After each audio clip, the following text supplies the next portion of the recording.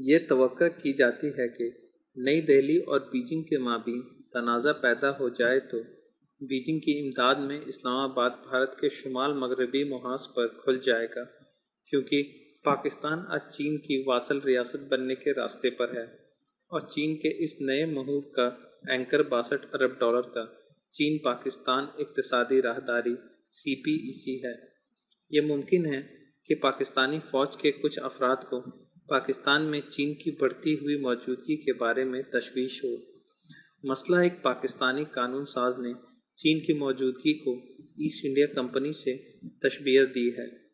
پاکستان نے بھارت سے دشمنی کی وجہ سے خود کو اس مقام پر مجبور کیا ہے، لیکن اس مشترکہ عداوت کے علاوہ اس کا چین کے ساتھ کوئی مشترک نہیں ہے۔